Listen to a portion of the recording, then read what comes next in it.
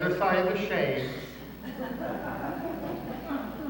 Beyond the trees and over the covered bridge in Millrace Park flows the Driftwood River, the namesake for our presentation today. It makes today's setting, Millrace Center, highly appropriate. I would like to introduce to you now our presenters. Rosemary Bolenball, Shirley Lyster, Carolyn Bowden, Basil Fritsch, Nancy Pence Fritsch, William Garber, Robert Corbin, Tamara Woods Keel, Karen Lowe, and Leah Hooker, and I'm Robert Hobbs. While the printed program gives details of this presentation's origins and our choices for those former Columbus and Bartholomew County residents being profiled, I would like to direct your attention to the overhead screen. Had it been cloudy today like the weather forecasted, maybe you would be able to see it better, but this is what you need to look at during our presentation, okay? What you will see is a series of slides representing a common generic monument. On each you will see the name plus the dates of the birth and death years, if known, of the former citizen being remembered today. Most of the presenters this afternoon chose to write about those they knew personally. This is not true in all cases, as some profiled were born in the late 1700s and died in the 1800s, making them possibly residents when Columbus and Bartholomew County came to be 200 years ago. Most were buried either in Columbus City Cemetery or Garland Brook Cemetery. As a finale to our program, we will perform, as a group reading, the revised contribution made by the late Howard Piercy. We also ask that you hold your applause until after the finale. So now, without further ado, we present Driftwood River Anthology.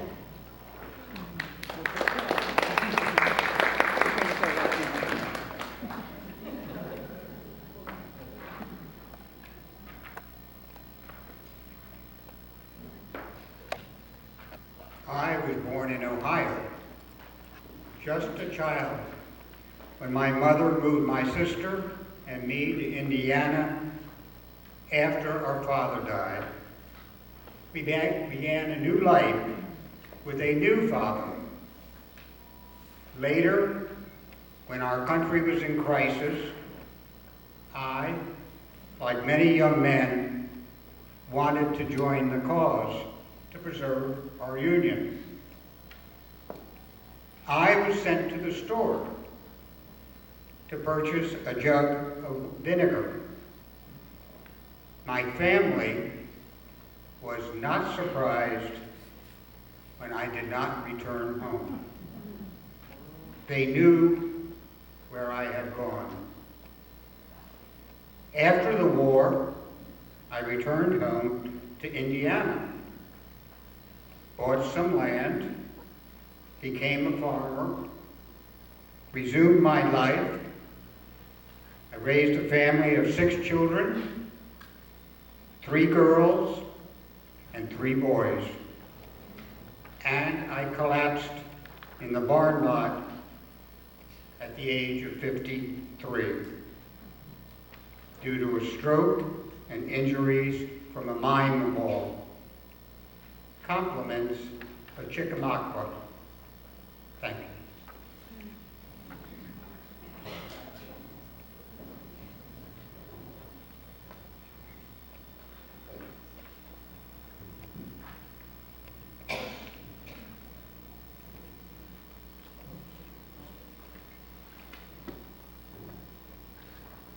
The new Columbus Library, designed by I.M. Hay, was named in my honor. The gold sign on the beautiful double doors reads, "The Cleo Rogers Library." I know it looks and sounds beautiful, but I longed for the name of Mrs. Herb Moore. After the dedication and reception for the library, Herb took me home.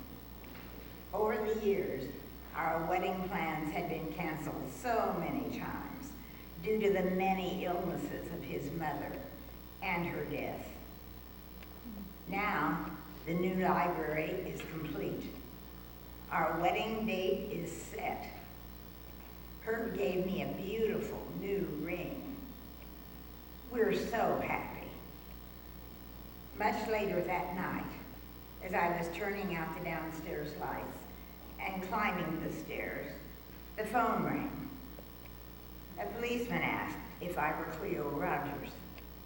He said that after Herb left me, he felt ill and he'd driven himself to the hospital, where he had just died.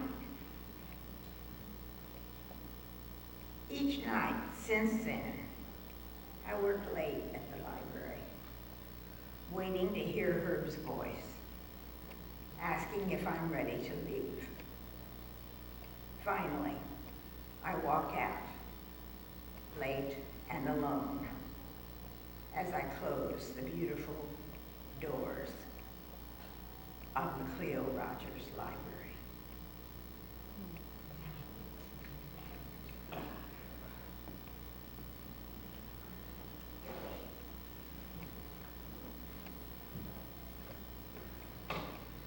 Some things happen beyond our ken and cause us to wonder why. But I persevered with the pride of an artist.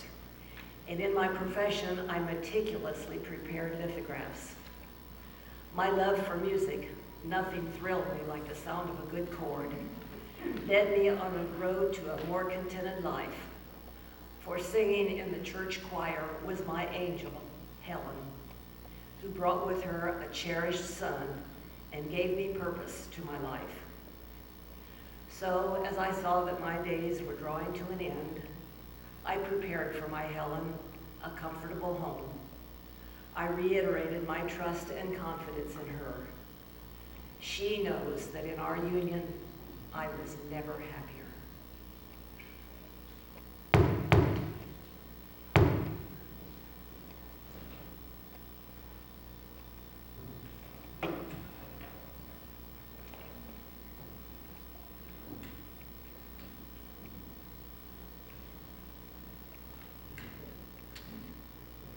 I once would wave as the silver bird waggled his wings overhead, but no more. Yes, he circles to land now. Yes, dinner will be ready, but no more. Yes, just the two of us for a special night. I would anxiously await his approval, but no more. Although it was many years ago, we are now together for eternity.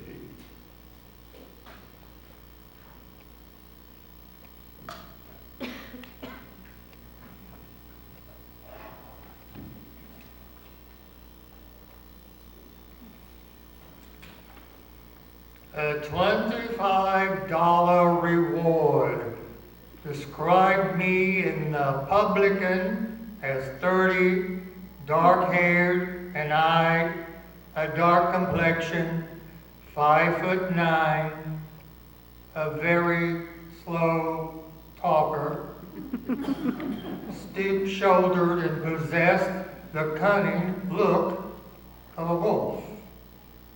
Ha!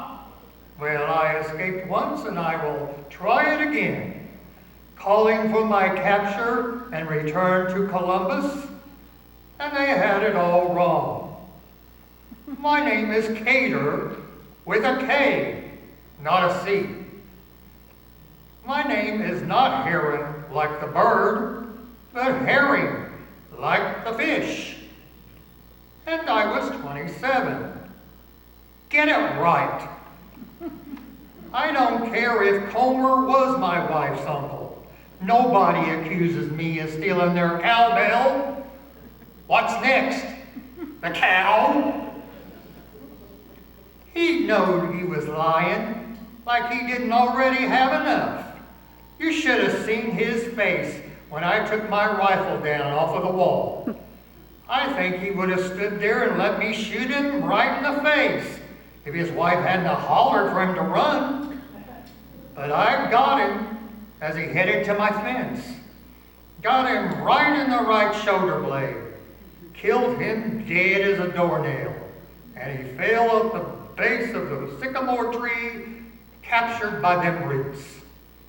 About 25 neighbors came a-running. I loaded and told him to back off or I'd shoot him. And that I was going to stand there until old Comer was fly blown. Richardson, Comer's wife's brother, drawed his gun and boasted he'd shoot me. He was told by an Esquire man that if he did, he'd be no better off than me, a killer, and he'd get the same punishment. Finally, I took off and hid like a gopher in a sinkhole on my land till darkness hid me, and then crossed the driftwood at Azalea. Thought I got away too, but got recognized and captured while eating breakfast one morning in Wayne Township. Should have kept running back down to where I was birthed in North Carolina, but that breakfast was sure good. They took me back to Columbus for trial. I told them the devil made me do it, but that didn't mean nothing to them. They just called me crazy and hung me anyways. Shared the scaffolding that Sunday with another fellow. Never heard what they'd get him for. Probably shot and killed too. Name was Jones, I think. John Jones. Cried like a baby with the Reverend. Not me. Danced clawing and kicking at the air like a puppet on a string. Not me. My neck snapped right away. At least his family come and took his body away for a proper Christian funeral. But no family come for me. Nobody ever come for me. Some do-gooder townspeople on their way to Sunday meeting buried me on the bank of the river. I can't even tell you where exactly.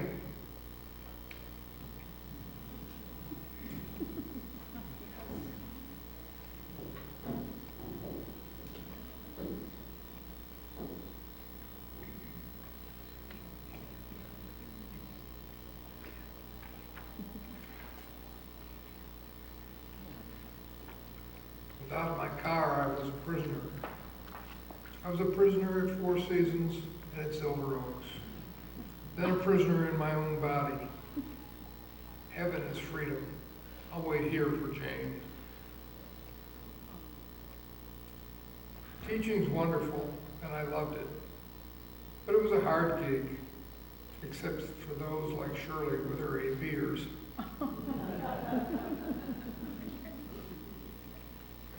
They said many wonderful things at the memorial service. Lawyer's lawyer, organized, smart, and so on. I was more than that. I was a husband, father, son, colleague, friend. That's what I want people to remember.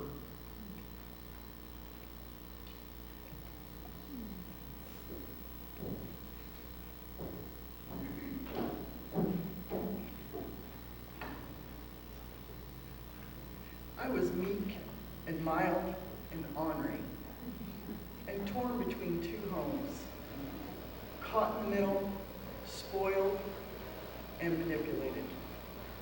I loved my MG midget, my record collection, Elton John, and my mom. A toke or two, too. I could bog down a boat with my EP ski. An A-frame in the woods was what I dreamed. I was finding my way there, improving my life with braces on my teeth and a real estate license soon to come. I was on the right path when the world caved in on me.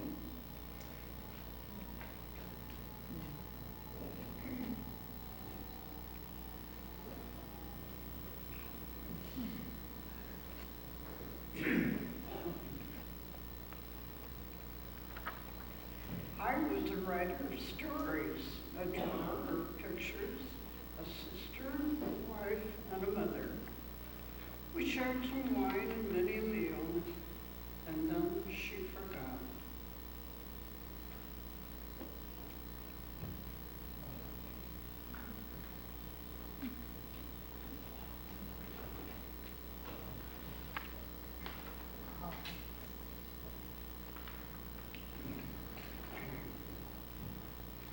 In the middle of the 30s, in a very different time, I had no job, so I often rode the rails. On sunny summer afternoons, I spent hours swimming in a lovely spot on the river at Columbus. Many times, young boys and girls would come down to the river to beg me to teach them to swim. So I did. We had a fine time. There were no fears or suspicions. Their parents freely gave their permission. Years later, after I had been gone for quite a while, I noticed a stone marker at that spot by the river. It was inscribed, "To Jack the Bum, who taught our children how to swim. He enriched their lives as a true friend." I feel really good about that.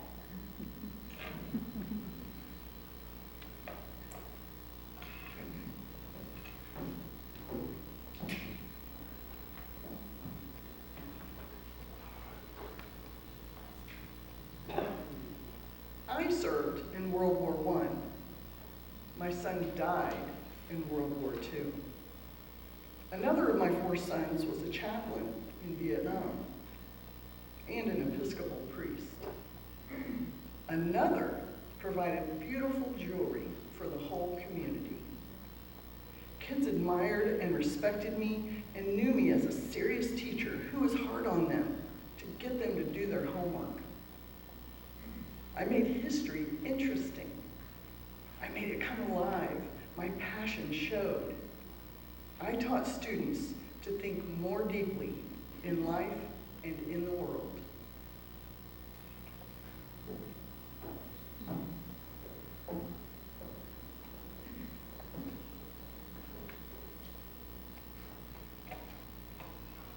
My father was a newspaper man.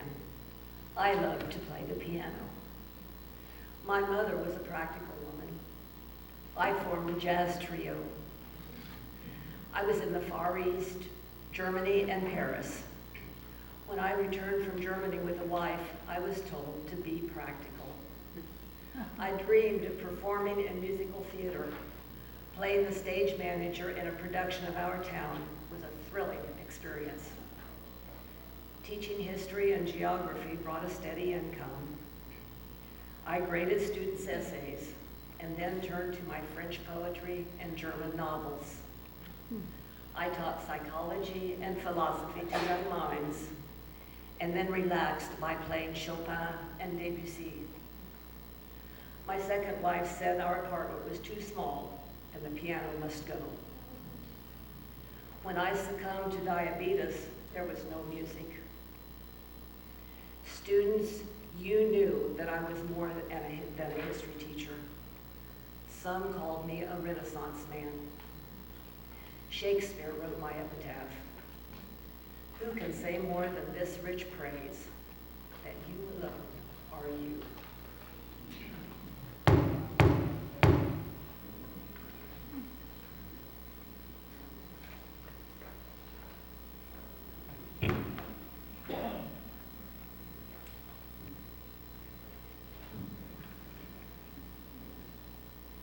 I came to the First United Methodist Church directly from the University of Wisconsin. I had a degree in choral music, piano, and organ. I was very young and cute and had been a cheerleader at the University of Wisconsin. So the youth choir were thrilled with the new director. I quickly selected 6 girls to form a sextet.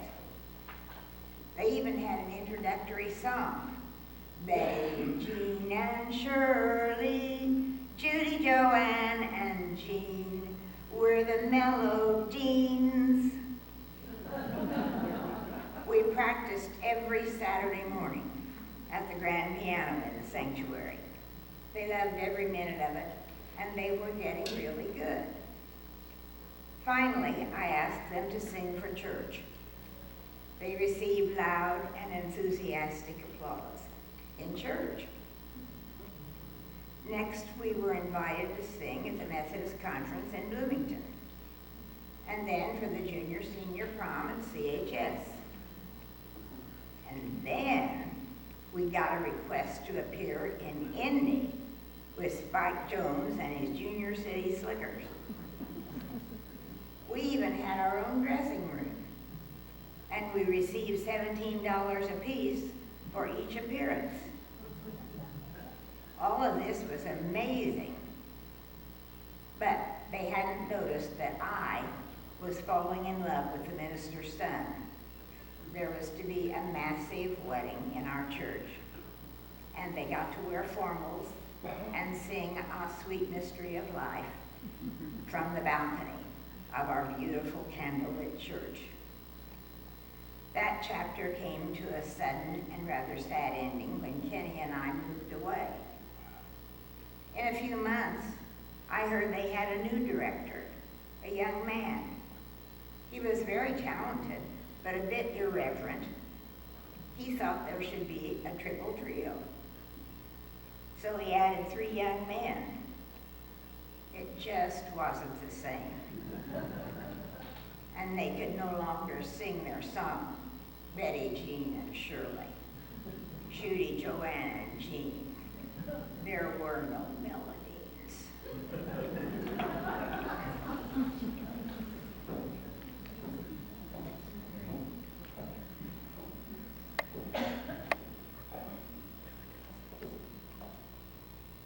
I'm a very nice man. I worked on the line. No secondary education. Promoted, and promoted, and promoted again, until I became president. Some say it was because I was half-brother to the chair. Only 23andMe knows.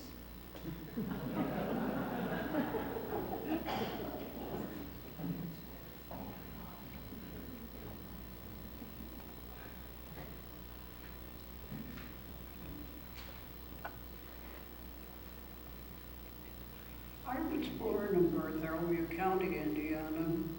While in college, I received my pilot's license. Living in Hawaii in 1940, I was married to Edgar. In 1943, Edward entered military service. I could not remain at home, so I joined the WASP, the Women Air Force Service Pilots. Training was the same as for the male cadets, but we were not trained in combat. We flew all planes the same as the men. Sumter, South Carolina is where we flew red line planes. Our job was to test and analyze problems. In October 1944, we flew the T-13s with possible wing structure problems. My friend and I flipped a coin to see who would fly which planes. There was damage and I crashed. My trip home was in a box with military escort. In a restored barrack at Camp Atterbury near the airport, there's a memorial chapel. The only female name on the Veterans Memorial is mine, Jane Luella Norbeck.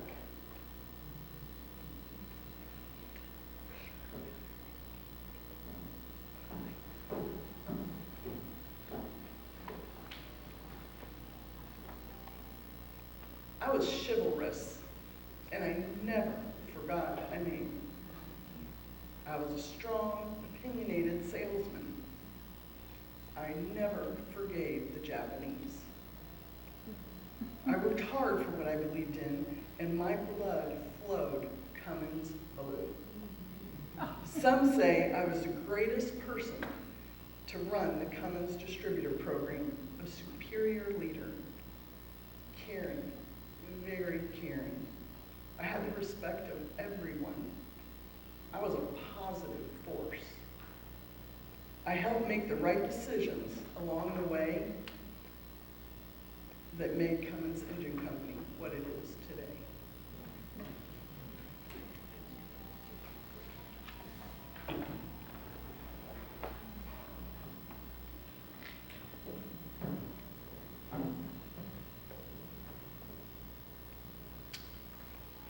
Many ways the ocean builds to test the veterans, sailors. Submarines, torpedoes, mines, excuse me, and weather were some of the challenges that the merchant marine battled. I had a previous life of music, autos, and mechanics, postponed as I helped bring massive cargoes of material to the ports of war. All is past now. I have succumbed to the peace and quiet of private life. No more maritime excitement. I look forward to the great sea beyond.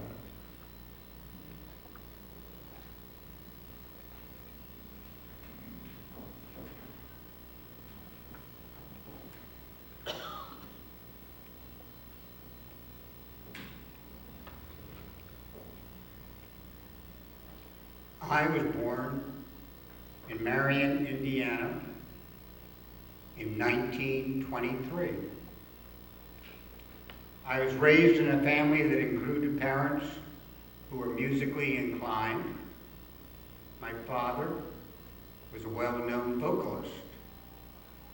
My elementary and high school education was in Marion, and music was an important part of my life. I attended IU, where I was a music teacher. I joined BCSC at the where I was a music teacher. In 1947, at the age of 24, I married Bob. Together, we raised several children and continued to live in Columbus. I also played the piano, the organ, and the recorder. And I directed the adult choir in my church. I contributed to numerous Columbus and Indianapolis organizations and was a member of the board of the Heritage Fund, the Indiana Arts Commission, and I was president of the Columbus Area Arts Council. While I was president of the Arts Council, I provided important leadership of making arts and music available at no cost to Columbus residents. In 1983, I was diagnosed with cancer, and I died in 1992. As a champion of music and arts, my family initiated the Heritage Fund Brown Music Competition, which provides aspiring high school youngsters with scholarship assistance. Thus, my commitment to the music and arts of Columbus continues.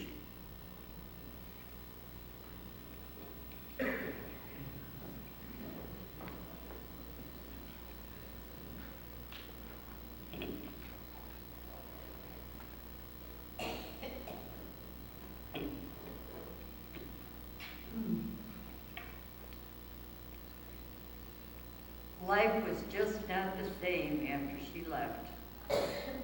She left me alone with the house and the cabin, with the trees and the maple syrup She left me alone with her singing, her laughter, her conversations.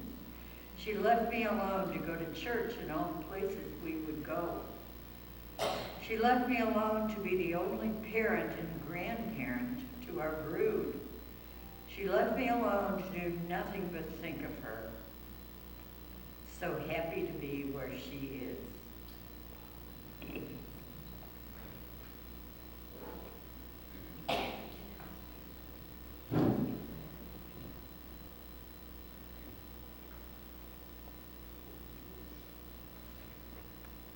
My name is Dick Johnson, and I am recognized in the Columbus area as a successful businessman.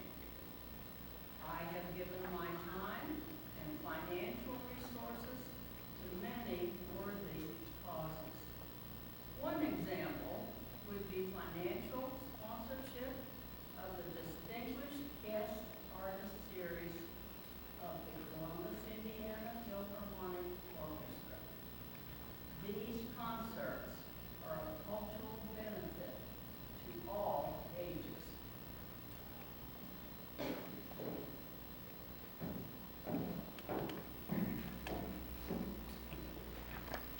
I was an accomplished athlete as a star in football, basketball, baseball, popular in school, and famous in the world.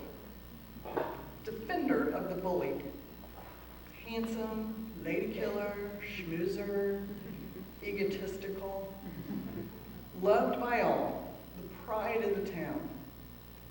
Tormented by my fall from grace.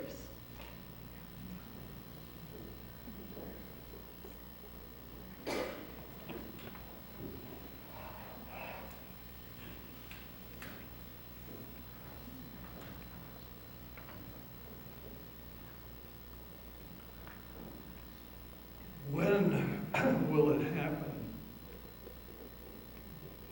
Will I be aware? How will I feel? Where will I be when it happens? Will I be alone? Where will I go after it happens? Many questions, but no answers. I read my Bible, I listen to preachers, but still no answers.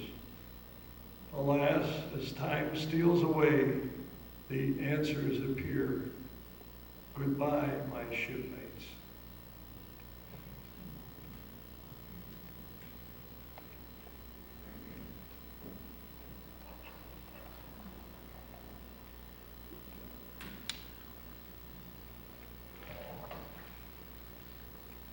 Never did care an iota about him.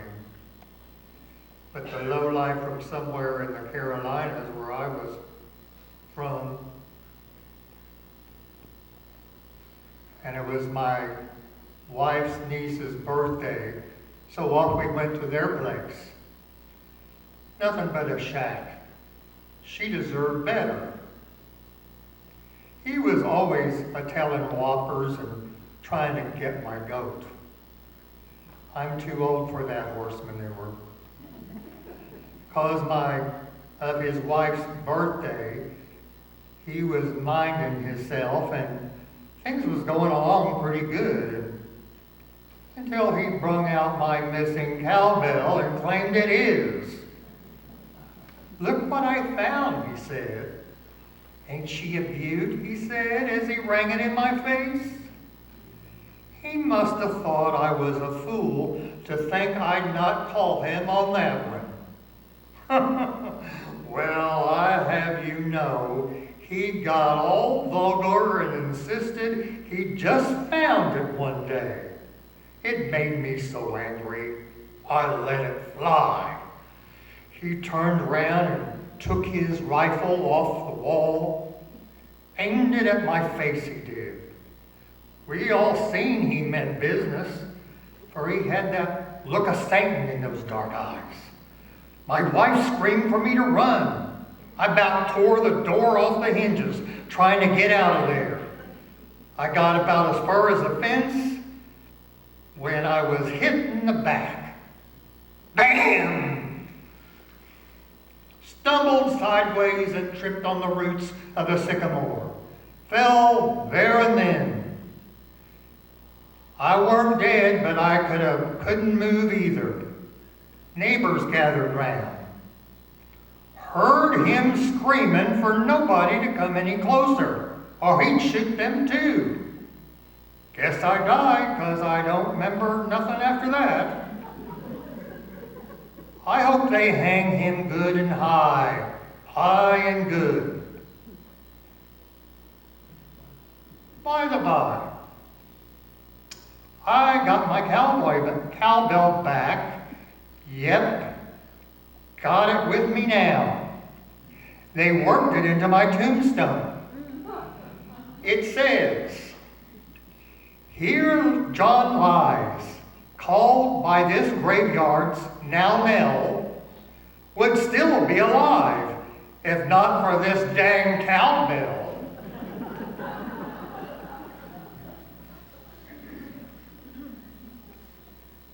At last, you are here with me.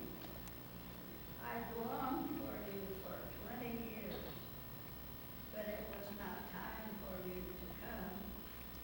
Our children care well for you, not realizing how much I wanted you with me. Now, my love, I am complete again, and together we rest in peace.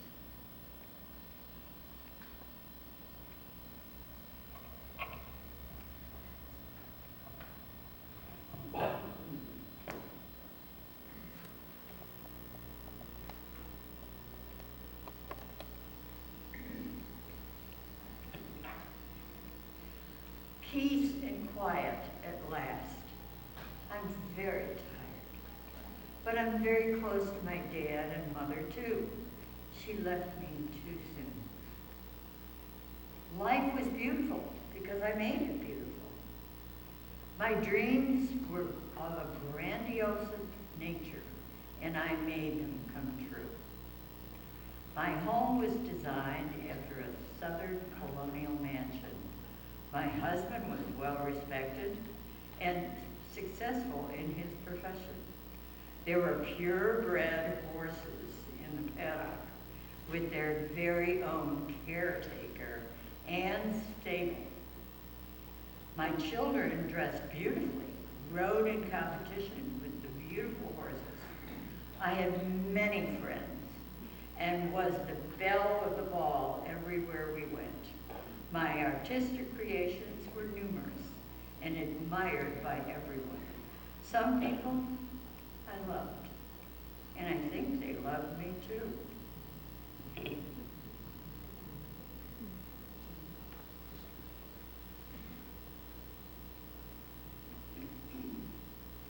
I wore many hats in those days.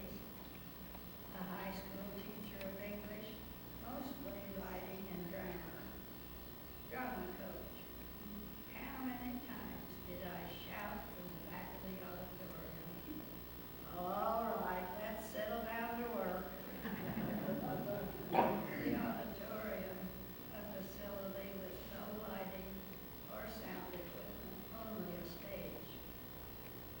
Club sponsor of cirrhosis, a group of giggly teenage girls practicing public speaking by presenting articles from who knows where, parliamentarian, for that same group as they tackled Robert's Rules of Order. Historic, as I pursued my interest and concern for the daughters of the American Revolution. And now, I, an only child without parent or kin, lie here lonely and cold. Who cares?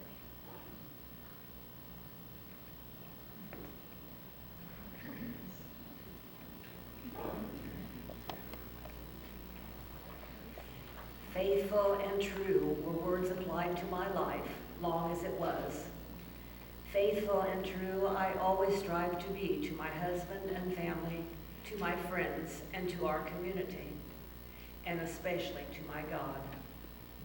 Faithful and true to the principles I learned as a child and quoted as an old woman who couldn't always remember what day it was. Still, I remembered the scriptures that guided me. Faithful and true through the loss of both my husband and my beloved daughter, though the pain in my heart left tender scars and often questions without answers.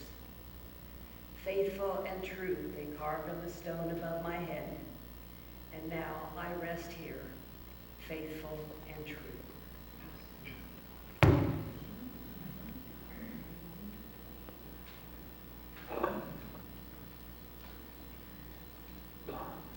Our family had a great impact on Columbus, Indiana, and the surrounding area. It started in the mid to late 1800s when I, Joseph Ireland Irwin, established the Irwin Bank. Leslie Cummins was my chauffeur. My wife Harriet and I begat Minnie and W.G. Irwin. I, W.G. Irwin, and Plessy Cummins, shepherded the Cummins Engine Company to incorporation in 1919. I never married. I, Lenny, married renowned preacher Z.T. Sweet, and we begat Joseph, Elsie, and Nettie. I, Joseph, drowned at an early age.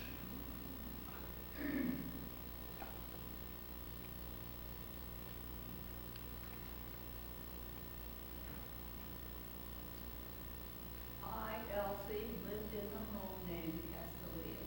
I never married. I, Nettie, married professor, politician, businessman, Hugh Thomas Miller. We begat Clementine and J. Irwin.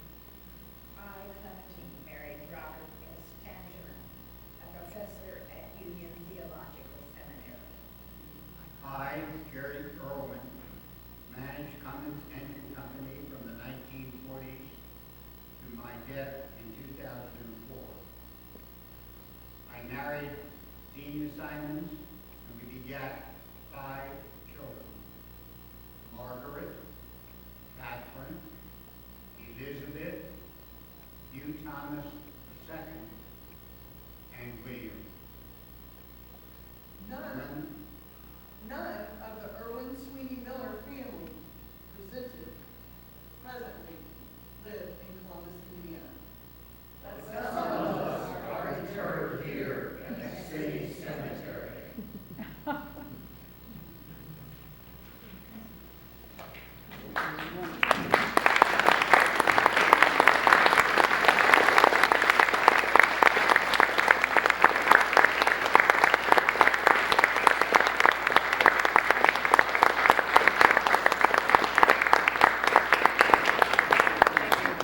We would again like to express our gratitude and appreciation to the Bartholomew County Genealogical Society for helping with the programs, and to Millbrae Center for providing the venue and the refreshments. In addition, on behalf of the presenters, I would like to offer a special thanks to Bob Hobbs for preparing this program. Bob, would you please come forward?